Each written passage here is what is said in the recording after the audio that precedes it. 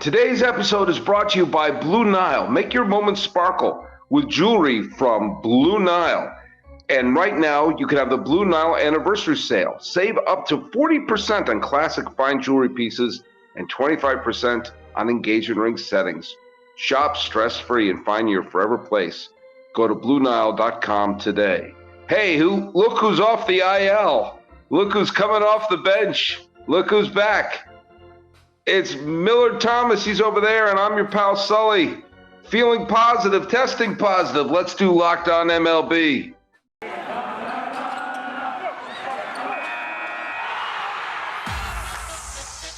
You are Locked On MLB.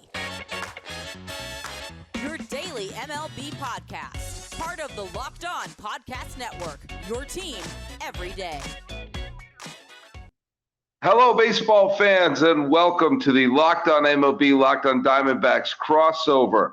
This is the weekly meetup where I bring our good pal Millard Thomas on to yap about the state of baseball. I am your positive tested host, Paul Francis Sullivan. Call me Positive Sully. I am safely social distanced from everybody currently listening to my slightly more exhausted voice. And joining me is the host of Locked On Diamondbacks, my buddy Millard Thomas, more than 6 feet away from me here in the luxurious Locked On MLB studios in Pasadena, California, overlooking the historic Rose Bowl. Millard Thomas, tell people where you are, who you are, and why you are. Yeah, I'm in Arizona. Haven't tested recently, but maybe I should go do that pretty soon just to be safe. But I should be in Puerto Rico right now, but my flight got canceled, so we rebooked it and we're heading out tomorrow. So if you are listening to Locked On Diamondbacks during the week, it's all going to be pre-recorded podcasts. And speaking of Locked On Diamondbacks, follow me on Twitter at CreatorThomas24 for my personal account, Locked On Diamondbacks, on all podcasting platforms and on YouTube at Locked On Diamondbacks. And of course, check out Sully on Locked On MLB on YouTube as well. Yep, and we're at Locked On MLB Pods on Twitter and Instagram, and I'm your pal Sully. I'm at Sully Baseball on Twitter, Sully Baseball Podcast on Instagram. Hey, big thanks to Jeff Carr. Big thanks to Lindsay, to H-Town, to everyone who filled in on the few days where I could not do the podcast when, hey, COVID's no joke, everyone. It's no joke. And I'm very happy that I've been double vaccinated, double boosted, and here I am in day 4 of this, and I'm coming out the other side. Believe me, I didn't sound like this. By the way, the behind-the-scenes mechanism of today's show, which I'm recording on my phone because for whatever reason my laptop was not allowing me to connect with Millard. I'm telling you, the baseball gods were doing everything to say, Sully, take another day off. But I said, no. I'm going to go through this. I'm going to play through this because I'm boosted, I'm ready to play, and I know that's best for the team. That I'm Paul Sullivan. That means the opposite of me would be Paul Goldschmidt, who, look I know I'm going to get some hate emails because I always get hate emails whenever I imply things like vaccinations work. Maybe we should use them. As I am coming out the other end of this, I'm just going to stick to baseball on this and say Paul Goldschmidt's a buffoon for baseball reasons, okay? Goldschmidt, who is part of a baseball culture who just a decade ago were getting injections from Alex Rodriguez's cousin in a bathroom, are now terrified of vaccines that actually work being delivered by doctors. Now, maybe he would feel better if A-Rod's cousin came in and gave it to him in a bathroom stall. But either way, the Cardinals are going to be going to Toronto, and they're going to be without Paul Goldschmidt, who is the front runner to win the National League Most Valuable Player. And oh, by the way, they're also going to go without Nolan Arenado, who is probably a top 10 MVP finisher in the National League this year. And look I was going to bring something else up at the beginning, but I'm going to get this out of the way. Just get, and I'm not going to talk about this the whole show, but I am talking about this in terms of baseball, okay? The Cardinals are hanging on to their playoff lives right now. As I'm recording this, they're a playoff team by a single game. ahead of San Francisco and ahead of Philadelphia. Okay? San Francisco has pretty good pitching. And if they dip into the market and pick up a decent hitter, they can make up one game over the last few months. And Philadelphia has talent, and maybe they'll get Bryce Harper back, or maybe they'll make a big deal. I don't know. But, and they're behind Milwaukee by a couple of games. They're not a lock to make the postseason. And if we get to the end of the year, don't worry, Millard, I'm not going to filibuster here. But I've been out for a couple of days. I'm just getting warmed up. If the Cardinals go to Toronto, and I don't know what you saw, what they've done to Boston this weekend, but yeah. I still think they're scoring runs on Friday, even though it's Sunday right now. You mean my dark horse team to maybe knock off a top contender, Sully, the Boston Red Sox? Yeah, the Red Sox. They were not told that the All-Star break is over, and Wally is pitching for them these days. The Blue Jays bats have they found their swing, and the Cardinals going there with a depleted offense. It is not out of the realm of possibility that the Cardinals could miss the postseason by 1 or 2 games.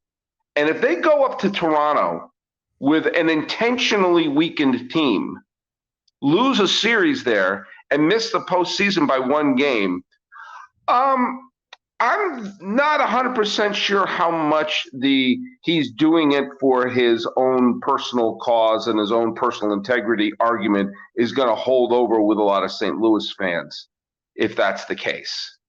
Yeah, we'll see, because it definitely sucks. I mean, like you said, it's a huge home field advantage right now for Toronto, for teams just to go in there and lose maybe 10% of their roster because of vaccination rules. But at the same time, if I'm a St. Louis Cardinals fan, like, I think I would feel differently maybe if it was like more a baseball rule, but it's like a Toronto rule, really. It's like kind of what the NBA had with Kyrie Irving in New York. Like, it was a New York rule. Like, other teams and players that were unvaccinated could still go into New York and play, with just Kyrie that couldn't play. So maybe if it was more of a baseball rule, maybe if I was like a St. Louis fan, I would look at Paul Goldschmidt, Nolan Arenado a little bit differently, because you're literally going against the grain of baseball. But because it's more of a country rule with what Toronto is doing over there, maybe I wouldn't feel as bad. I still would feel bad because Paul Goldschmidt and Nolan Arenado aren't over there, but I feel like it's a little bit different when it's the country putting the rule in as opposed to Major League Baseball doing it. So it definitely sucks, because I think, even though we play 162 games, it's still crazy how close these finishes come toward the end. That's why I'm like, I don't think we need to play 162 games, 112 games, 100 games.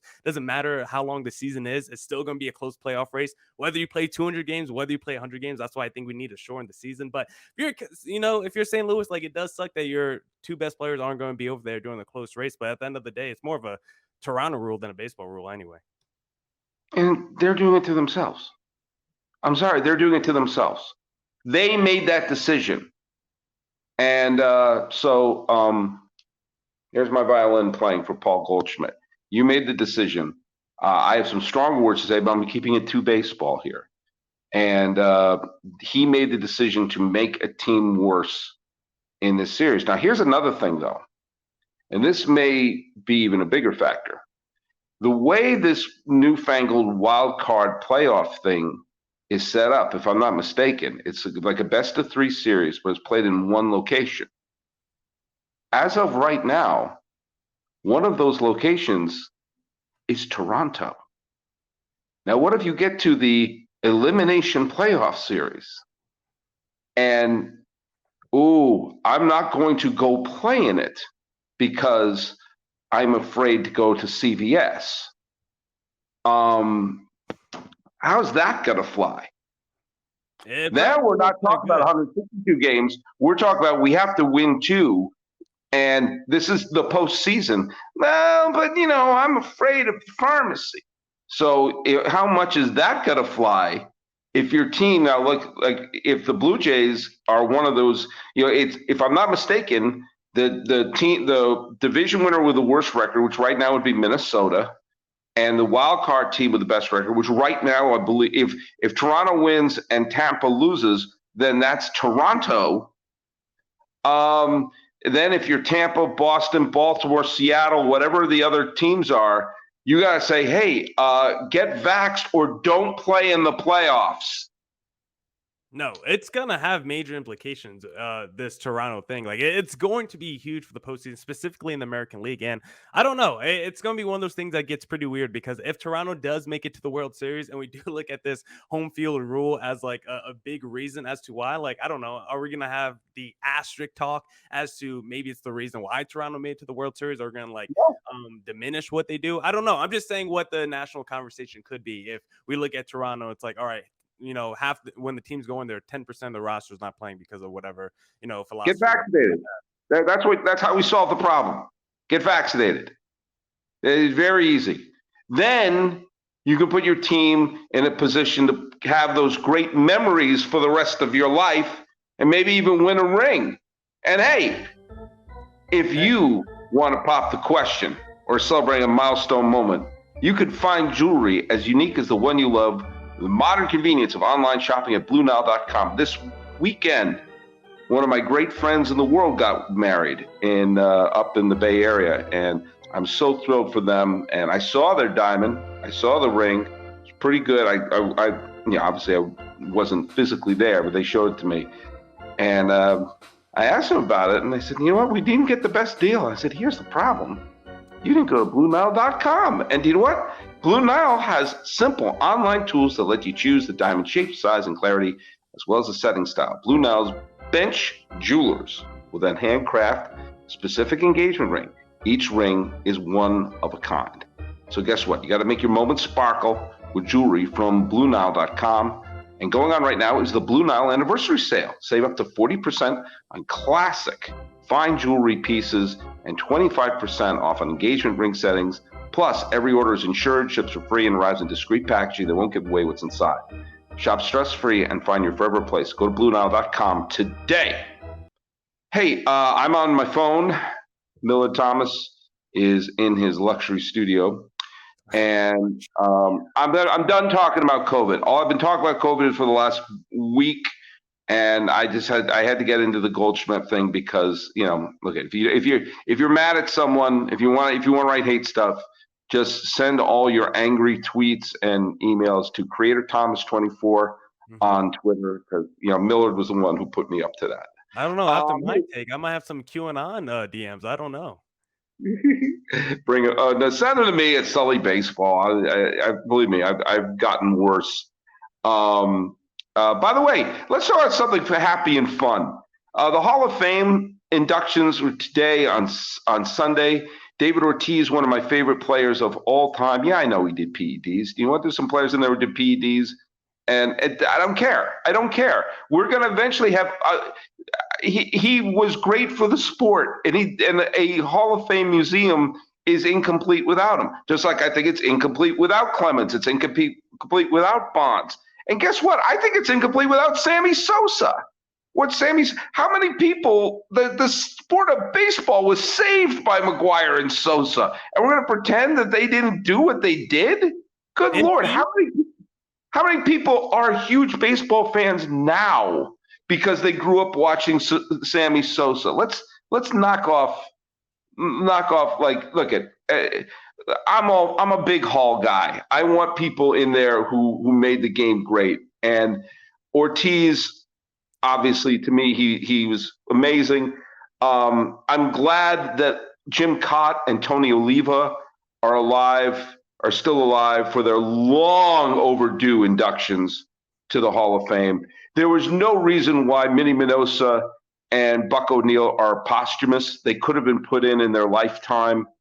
I mean, what a wonderful speech we would have had from Buck O'Neil, and Manny Machado, who was just filled with life and positivity, and came up as a pinch hitter in the 70s and in the 80s, so he could play in the was it the 40s, 50s, 60s, 70s, and 80s. I think he played in all those. Broke the color barrier in the city of Chicago.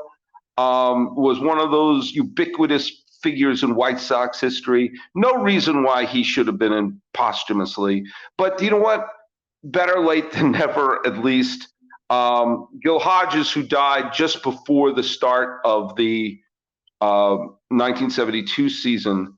I hope this brings the end to a debate, because he wasn't in for many years because he was a very good player, and he was the manager of the Mets when they won the World Series, one of the most shocking World Series ever. And then he died.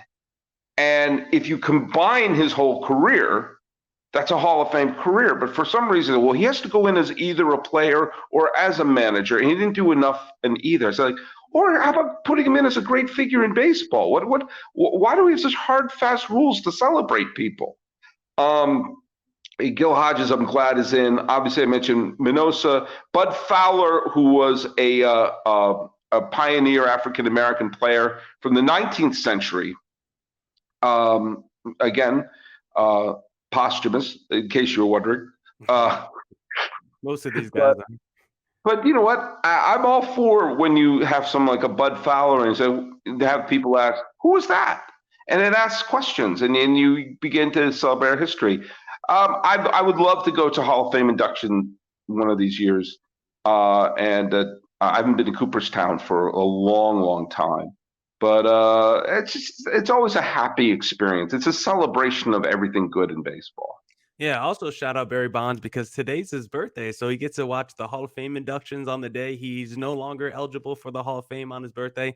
Must be a great day for Barry over there. But happy to see my guy, because I know we both grew up as Red Sox fans. Happy to see my guy, Big Papi, make the Hall of Fame as well, because we also can't forget, like, we almost lost Big Papi back in 2019 to a shooting, and it's crazy how far you come with his recovery and seeing just him back in the national spotlight. Like, he's retaken over baseball as like a huge figure once again, with what he's been doing with the broadcast stuff. So it's been really great to see Big Papi again, just because personally I grew up as like a Red Sox, Lakers, Saints fan, and there's potentially a world, an alternate timeline where what? Yeah, Wait, what? it's a weird combo. You know, we don't gotta get into the nitty gritty of it, but there's an alternate timeline where I lose maybe Big Papi and Kobe Bryant in back-to-back years, and that Millard Thomas is just absolutely devastated. So I'm glad to see Big Papi recover, and just overall, like, it's still kind of crazy though that he's like pretty much like the only dude from the Hall of Fame voting that actually got in. Like, even if you look past the Barry Bonds and the Roger Clemens, like guys like Scott Rowland and Todd Helton, those guys of the world that were on the ballot too. Like, it is crazy that Big Papi's the only guy. And I do like the exclusiveness of the MLB Hall of Fame, because like the Basketball Hall of Fame, it feels like every dude gets in, but I do like the exclusiveness of the MLB Hall of Fame. It's just the political game that comes into the voting and everything that else surrounds it that I don't like. We see it also in the NFL Hall of Fame when guys like Terrell Owens aren't first ballot Hall of Famers, even though he's like top 2 in every wide receiving category. So let's take the politics out the Hall of Fame and let's make sure to just put the best players in there. Obviously there's some things with steroids and PEDs. I guess that monkeys it up, because I still think guys like Barry Bonds should be in, but guys like A-Rod shouldn't be in there. So it can be really finicky, but. Okay, now let me ask you that. That's interesting.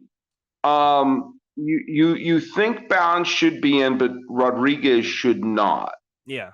Now why?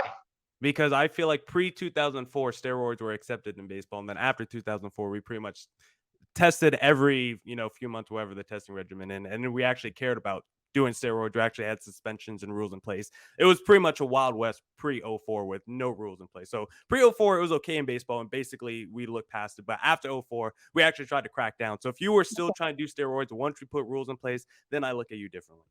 All right, I don't know if I necessarily align with that, but I'll at least I'll understand where you're coming from. I think A-Rod was a Hall of Fame level player with roids or not. And I think he's the greatest third baseman in Yankee history. And I think that he was an extraordinary talent. And he gets a lot of hate that I don't always understand. And this is coming from a guy who was there when he slapped the ball with Roy's glove and classic booing the dude. But it gets to be ridiculous. How much the vilification of him, it seems to go beyond steroids, and it's because it was always there before we even knew he was a juicer. Mm-hmm. In fact, when people thought he was clean, people still hated him. So I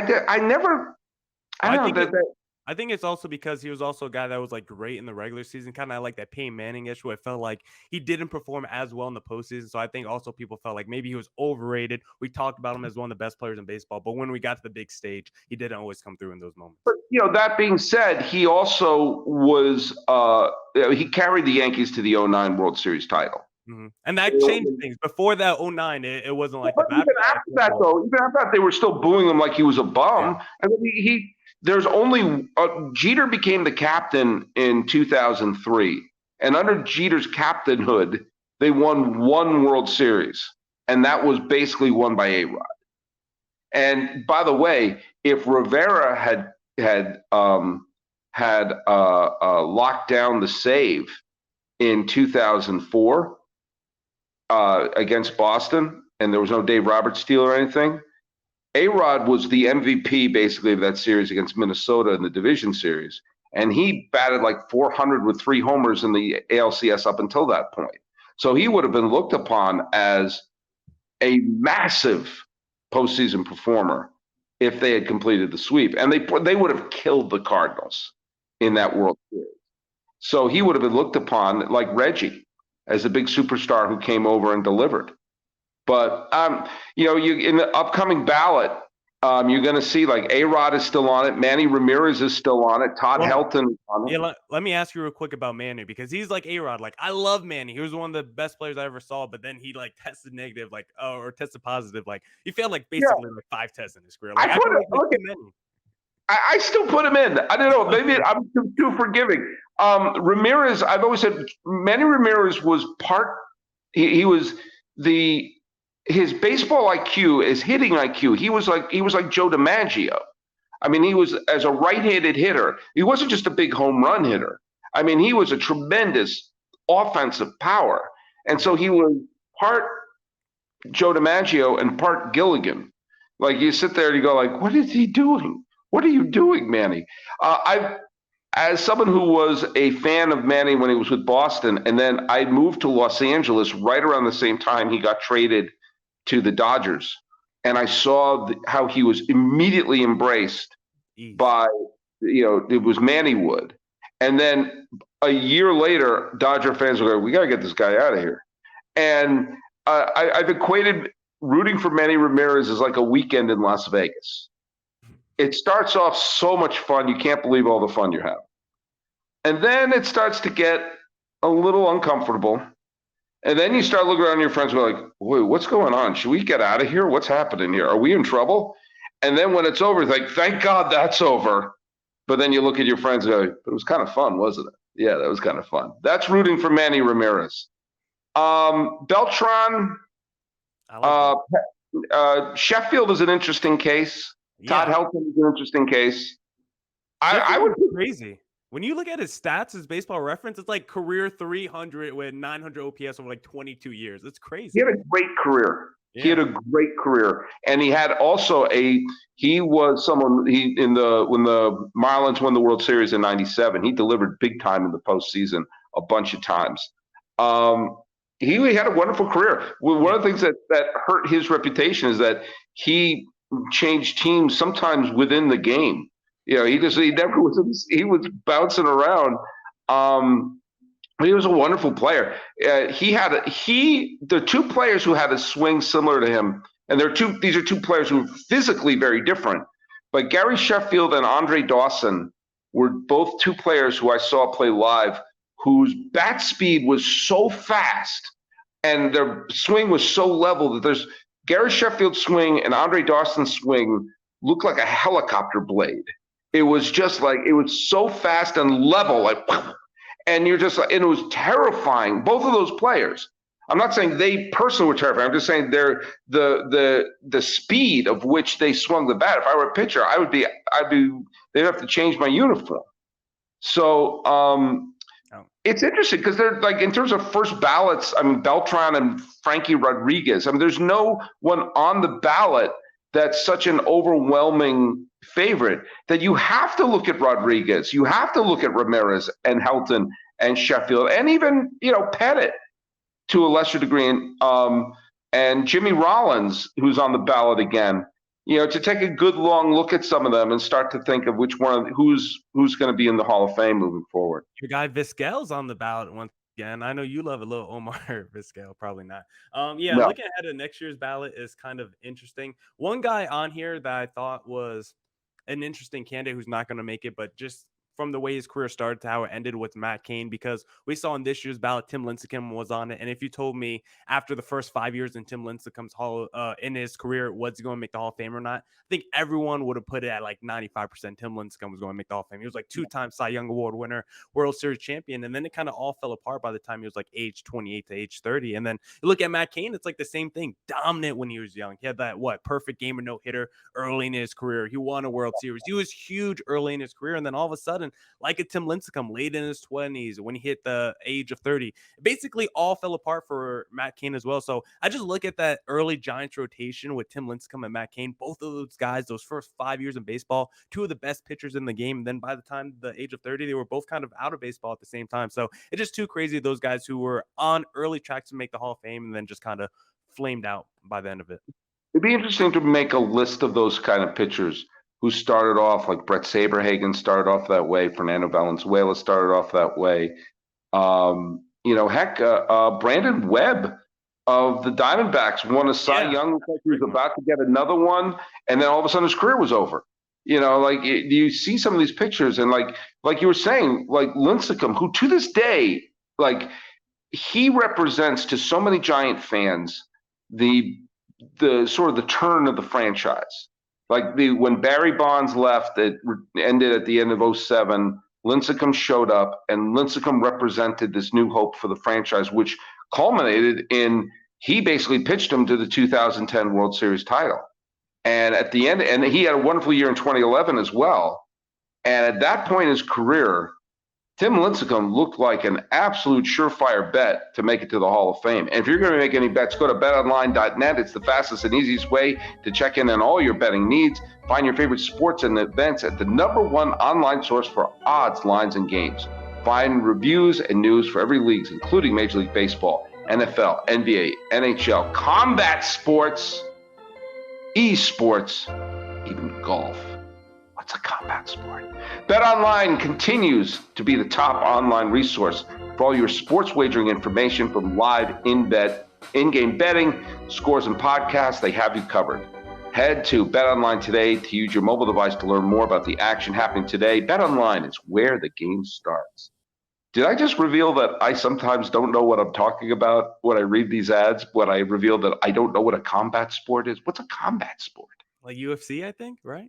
Oh, okay. I didn't know that. I would have thought that would have been like, Like gladiators.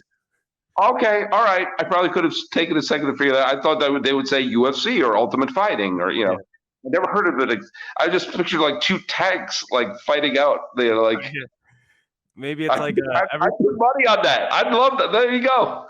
Well, have you ever seen like those robot fights, Sully? Oh, yeah. Those things are actually very entertaining. They're fun. Yeah, I saw one of them live. It was pretty awesome. Really? Okay. Hey, let's last segment we're talking about. We're here with Millard Thomas. I'm your pal Sully. I'm still negative. Thank you so much, everyone, for some of the nice notes that I got via Twitter and then Instagram. And thank you, everyone, for social distancing for me today. The Angels in early June were a playoff team. In the middle of May, they were 11 games over 500. Over 500. Yeah. And here we are 2 months later. They're barely a 400 team. And we went from, oh my God, Joe Maddon's magic. They've got the no-hitter early in the year. Everything's working great. Finally, we're gonna have an October with Trout and Ohtani.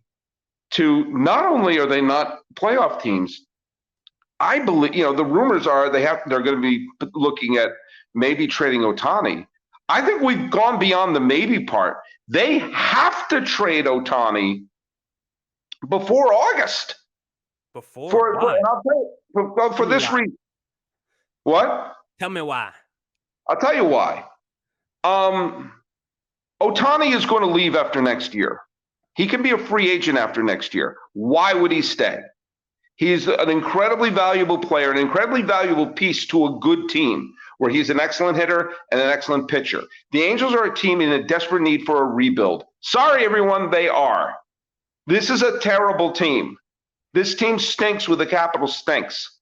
And if they let Ohtani walk, that's a disaster. Yes, it's a disaster to have Ohtani traded now to the season ticket holders. But guess what's even worse? Watching him walk away in a couple of years and getting nothing in return. Now, a few years ago, Baltimore had a great trade chip in Manny Machado, an MVP candidate in his prime. And instead of trading him in the 2017 season, when the team that could have acquired him would have had a season and a half of control, and therefore they'd be able to get a better haul for him, they waited until the middle of the 2018 season when whoever they traded for would only get half a season with him. And the haul they got back for him was lacking. And they whiffed. And right now, if you trade Ohtani, you get an all-star caliber pitcher and an all-star caliber hitter for the pennant stretch of this year and all of next year. He has no loyalty to this team like Mike Trout does, as he was brought up through the system. Mike Trout wants to be the greatest Angel of all time. Newsflash, he already is. And he wants to, if he wants to win a title, he wants to be the person to deliver it to Anaheim. All right? Ohtani doesn't have that connection. Ohtani's, I'm doing it in New York, I'm doing it in Chicago, I'm doing it in San Francisco, I don't care. And so the Angels have to trade him and get at least two significant pieces to put in their rebuild. That by the time they're a playoff team, say, hey, look at that pitcher and that starting second baseman or who they got in the Ohtani trade or whatever. Because if they wait, he'll either walk and they'll get nothing, or they'll get a smaller package. But either way, the Angels are in a position right now, because they didn't put a mediocre team around Trout and Ohtani, this is the price you have to pay. You don't get to keep them. Well, and so, boom. If you think he's going to walk in free agency, then you trade him earlier because, like you said, you'll get the better package. If you think you're not going to pay Ohtani, then for the same reasons, you trade him earlier. But is it guaranteed he's going to leave in free agency? Because I'm not too sure that is possible. You say he doesn't have the connection like Mike Trout. Well, I believe anybody can have a connection to any city if you're going to offer them the bag. And Shohei Ohtani, once he's on the open market, if the Angels are willing to go up to $500 million over an 8-year period, I don't think Ohtani cares about the winning part or anything, because guess what? Most dudes in baseball do not care. Most dudes in baseball just go to where the bag is. We saw it with Carlos Correa, just go to Minnesota. We saw it with Eric Hosmer years ago when he went to the Padres before they were even good. Baseball players do not care about market size. They do not care about winning. Most of that stuff does not matter. They care about where am I going to get my financial security? Who's going to give me the most amount of years for the most amount of money? I believe that's the bottom line when it comes to baseball contracts. And so the Angels are willing to pony up 8 to 10 years of maybe $500 million for Ohtani. He'll spend the next 8 years withering away in Los Angeles and keep not making the postseason. I don't think he would really care that much. I mean, he probably would care, but I don't think he would leave the Angels for a better opportunity if the Angels are willing to pay him more money than anybody else. So at the end of the day, Angels, if you want to keep Ohtani, you're going to have to pony up the bag. Otherwise, if you don't want to pay him, or you think he's actually going to leave in free agency, if he is that kind of guy, because I respect Ohtani even more if he is that kind of guy. If he's like, hey, I don't want your money, Angels. You guys suck. I've seen what Mike Trout has done for you guys. He's been the best player of all time, basically, through the first 10 years of his career. And he wants to re-sign with you guys for the next 10 years. And it's led to nothing. So I'm not going to do that. I'm actually going to take a pay cut and go somewhere else. I would respect that so much from Ohtani, but I've never seen a baseball player do it. So I don't think Ohtani is going to be the first. I think if he's going to get paid no matter what. Mm-hmm. I think if the Angels are in a rebuild, to shove like $2 billion onto two players, we've seen that doesn't work. No. You need to put some of the talent around the board. And I think that his value, now maybe if the Angels want to pony up that money, maybe you see if he hits free agency, you bring him back. I don't know. But the fact of the matter is, they need to rebuild this team, and they have an unbelievable trade chip. And the value of this trade chip could go down if they wait. Yeah, I'm actually trying to look at like the Angels attendance rankings to see if I could even make an argument that he keeps them high in attendance. But I can't even find the Angels right now. The Angels are flush with money. It's not a money thing with the Angels. It's a talent thing. And part of me thinks it's an organizational thing. They've had Mike Trout there Mike Trout broke in during Obama's first term. Okay? Okay. All right? He's not a rookie. He's been around a bit.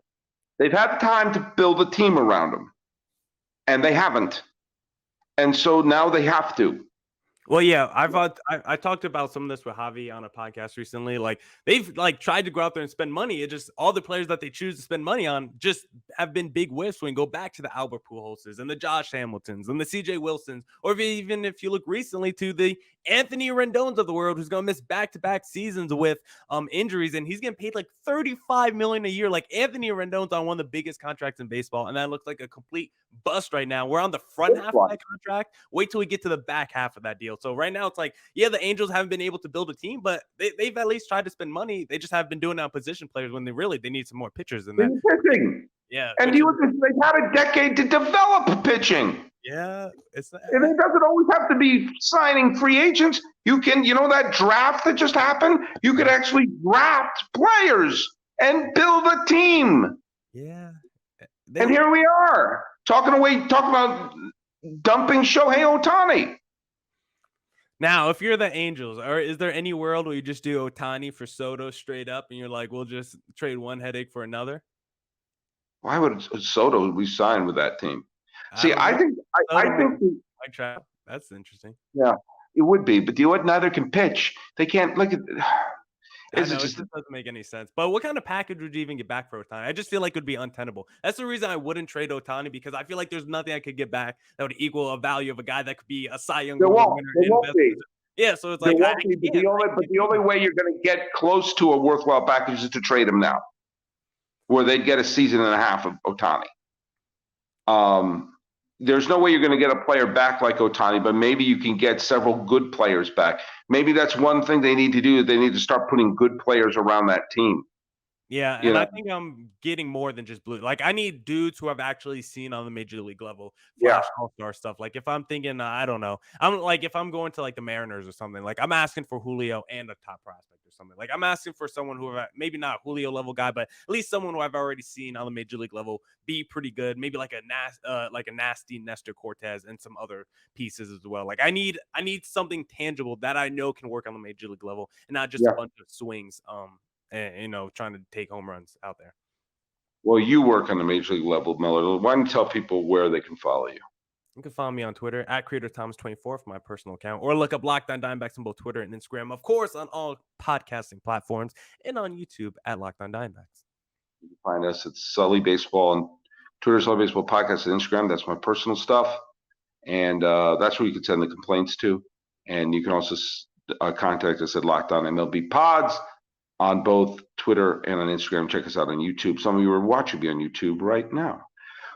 All right, man. This is my first one back. I think it went all right, even though we're doing it on my phone.